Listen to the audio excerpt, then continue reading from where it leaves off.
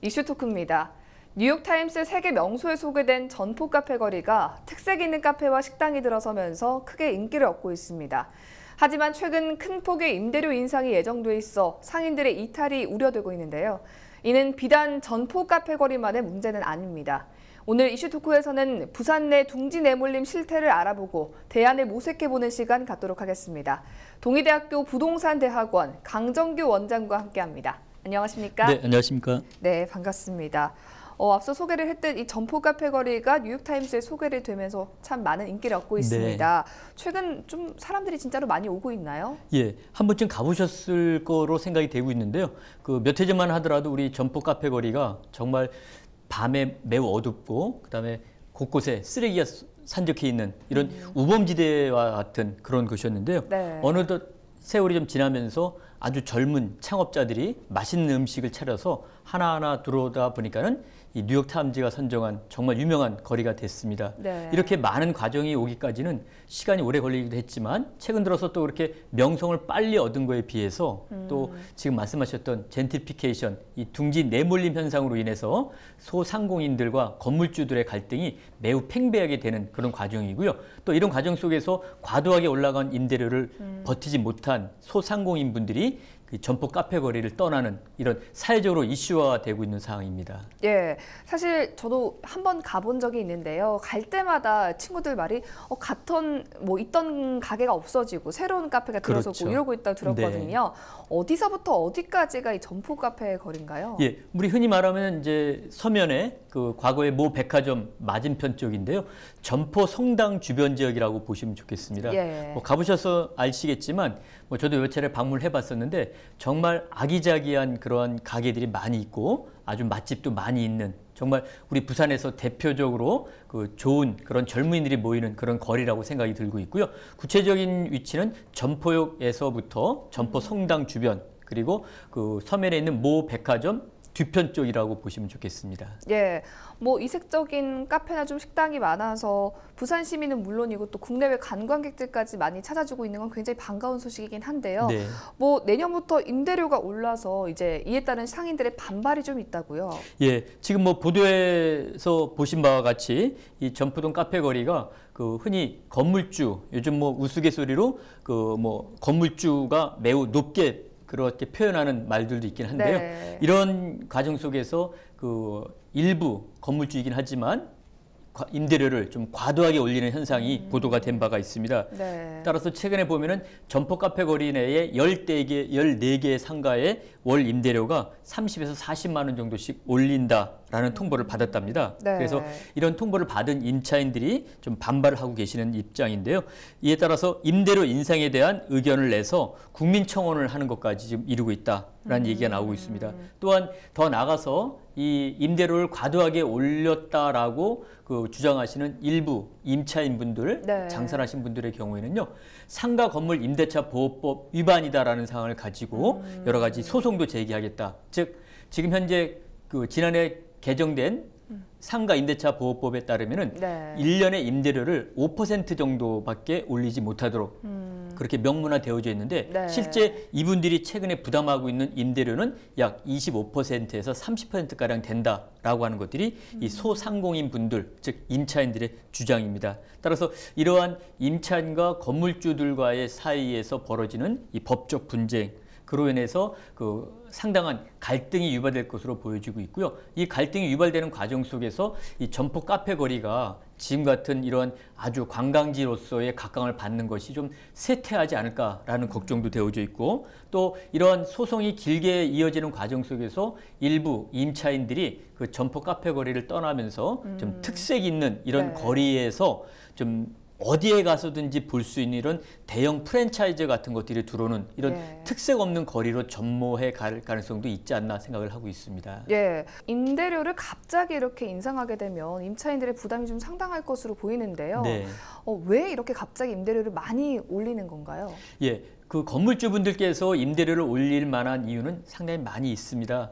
뭐 예를 들자면은 그 주변 지역의 뭐 건물값이 올라가게 되면은 그 건물값에 따라서 일정 정도의 투자 수익을 임대료로 가져가려고 하는 생각이 드시겠죠. 예를 들자면은 그 100억짜리 건물인데 뭐 5% 수익을 올린다라고 하면은 1년에 뭐 5천만 원 내외의 수익이 들어와야 되는데 이 건물이 150억이 되게 되면은 150억에 해당되는 것만큼의 임대료를 5%를 환산하게 되면은 네. 자연적으로 월 한 200만 원 이상의 임대료 인상이 만들어지겠죠.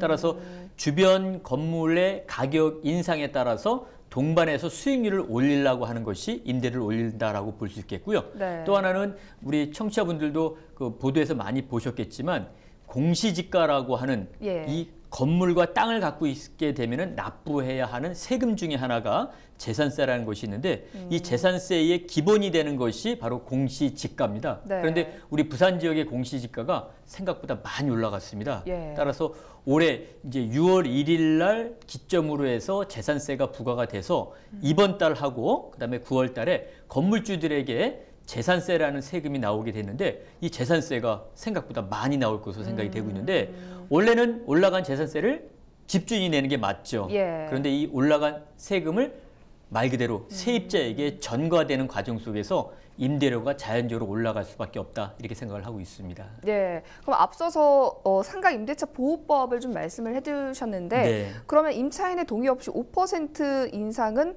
할 수 없는 것으로 알고 있는데 법의 보호를 받지 못하는 건가요? 그렇습니다. 예, 상가 건물 임대차 보호법이라는 법이 있는데 이 법 제11조 1항을 보면은요.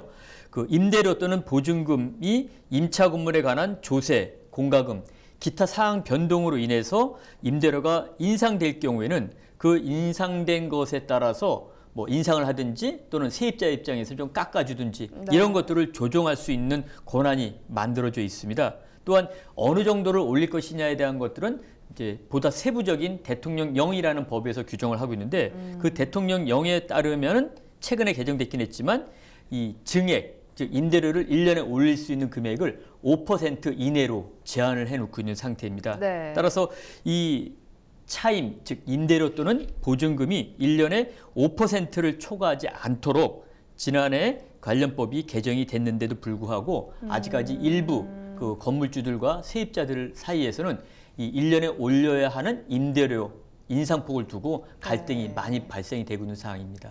아무래도 임차인 입장에서는 좀 아기자기하게 가게를 잘 만들어서 좀 많은 관광객들이 찾아오시게 됐으면 네. 아무래도 집주인과 잘 조절을 해서 이렇게 소송까지 가지 않게끔 하는 게 제일 좋은 방법일 거라는 생각이 드는데요.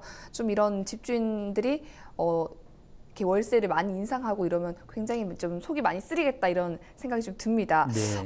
임대료가 이렇게 계속해서 상승하고 있는데 이렇게 한번 상승이 되면 인하하기는 어렵겠죠, 아무래도. 예, 뭐 당연히 그렇다라고는 볼 수 없지만 네. 상대적으로 이 부동산이라고 하는 것의 특성이 한번 뭐가 잘못돼서 어떻게 현상이 바뀌어 버리면 그것을 원래대로 되돌릴 수 없다라는 그런 성질이 있는 걸로 알려지고 있습니다. 네. 이러한 임대료도 마찬가지입니다.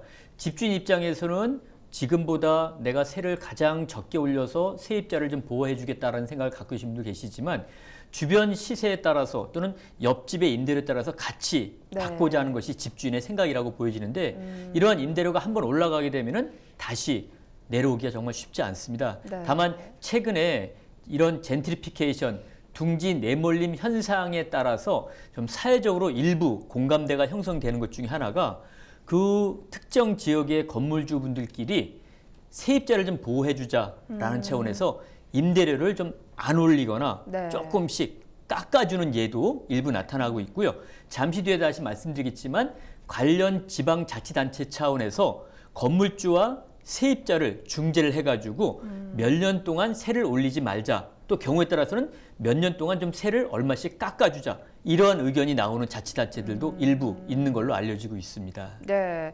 그러면 점포 카페거리 임대료는 예전에 비해서 얼마나 상승을 한 건가요? 예, 일단은 지금 보도되고 있는 바에 따르면요, 그 땅값이 4년 전에는 평당, 우리 과거의 도량형 평당으로 얘기하고 있고 지금은 예. 3.3제곱미터라고 얘기하고 있는데 예. 이 3.3제곱미터당 그 땅값이 약 1,500만에서 한 2천만 원 정도였는데 지금은 약 3천만 원에서 3,500만 원을 하고 있답니다. 그러니까는 한 4년 동안에 배 이상 더 올라가겠죠. 네. 이렇게 땅값이 올라가고 건물값이 올라가면은 앞서도 말씀드렸지만 집주인 입장에서는 내 건물 가치가 얼마인데 그에 따라서 5% 정도의 달세는 받아야 되지 않겠느냐 이렇게 생각하기 때문에 결국은 임대료가 같이 올라가는 현상이다. 거기에다가 앞서도 말씀드린 바와 같이 내야 할 세금에 대한 기준 금액이 되는 예. 공시지가 또한 많이 올라가서 세금 부담이 커지다 보니까는 이렇게 세입자들이 그 임대료를 좀 많이 올리는 현상이고요. 앞서 말씀드린 바와 같이 지금 일부 점포이긴 하지만 1년 동안에 인상되는 그 일부 점포의 임대료 상승률이 세입자들의 이야기에 의하면 약 25% 이상 되는 곳도 있다. 이런 이야기들을 하고 있는 것이 보도가 되고 있습니다. 네, 뭐 임대료가 그렇게 25% 정도 수준으로 갑자기 상승하면 그냥 어쩔 수 없이 정말로 이제 둥지에서 내몰리는 상인들이 생길 수밖에 없을 것 같은데요. 네. 뭐 점포 카페 거리 이외에도 부산에서 이런 곳을 좀 겪고 있는 것이 많을 것 같은데 어떤 것들이 있습니까? 예, 일단 지금 점포 카페 거리에 대한 이야기를 하고 있는데요. 우리 지역 말고 서울 지역에서 나타난 것들을 보면은요. 일단 가장 대표적인 곳이 그 용산구 한남동에 있는 경리단 길이라는 예. 곳입니다.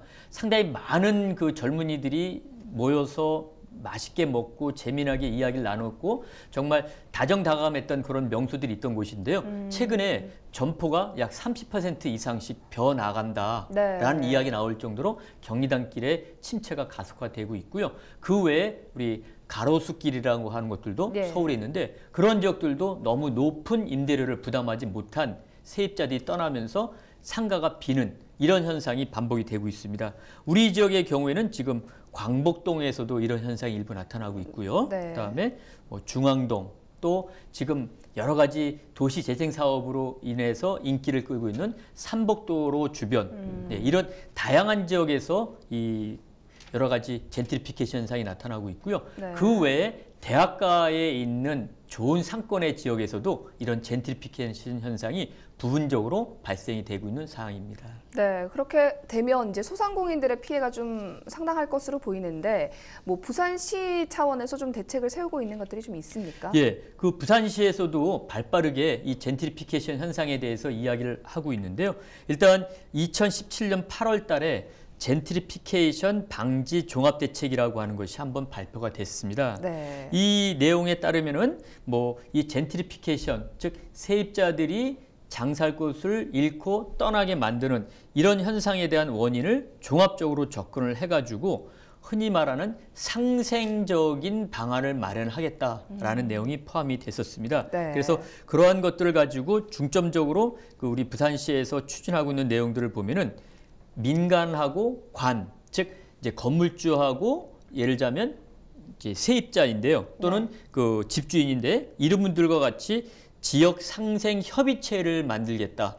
그리고 상생 협약 체결을 유도하겠다. 이 상생이라고 하는 것은 건물주도 살고 또 세입자도 살리겠다라는 이런 것들을 시에서 중재하겠다라는 내용을 발표를 했고요. 네. 두 번째로서는 부산형 장기 안심 상가 조성 및 지원. 이런 건 뭐냐면 부산시에서 젊은 세입자들이 좋은 아이템을 가지고 맛있는 또는 좋은 그 가게를 창업을 하는데 자꾸 젠트리피케이션 현상이 나타나니까는 떠나가지 못하게 또는 그곳에서 정말 수십 년 동안 일을 할 수 있도록 하는 이런 상가를 부산시에서 조성해 주겠다. 네. 이런 것들도 만들어져 있고요. 그 외에 이 젠트리피케이션에 의해서 임대료가 높게 올라간 세입자분들을 위해서 장기 저리로 임대료와 관련된 내용들을 지원을 해주겠다라는 내용이 포함이 됐습니다. 그 외에 전문 이런 젠트리피케이션이 발생되는 과정 속에서 건물주와 집주인들과의 갈등을 해결해 줄 수 있는 법률 지원단까지 운영하겠다라고 부산시에서 밝히고 있습니다. 네, 굉장히 다양한 노력들을 하고 있는 것 같은데 교수님께서 전문가시니까 보시기에 이런 노력들 좀 어떻게 보십니까?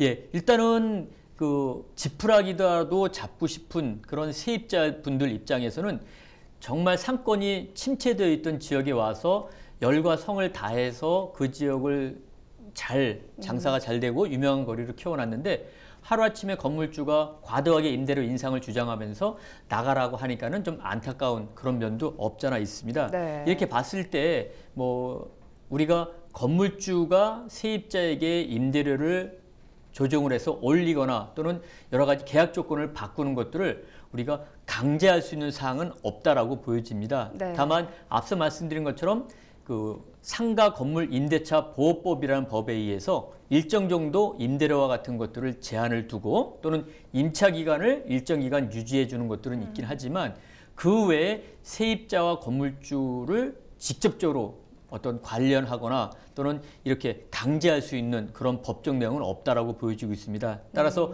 그 상가 건물 임대차 보호법을 조금 더 세분화 강화할 필요가 있겠고요. 네. 또 지금 부산시에서도 하고 있지만 관련 조례를 만들었던 것처럼 그 조례 내용을 좀 세분화해가지고 건물주가 지켜야 할 내용, 그다음에 세입자가 좀 따라줘야 할 내용을 이렇게 세분화해서 조례를 만드는 것들이 필요하지 않겠나 생각을 하고 있습니다. 네, 앞서서 조금 전에 이제 언급을 해주셨는데 옛 해운대 역사 뒤편에도 새롭게 이제 해리단길이라는 조성이 돼서 네. 이제 관광객들의 사랑을 좀 받고 있는데요.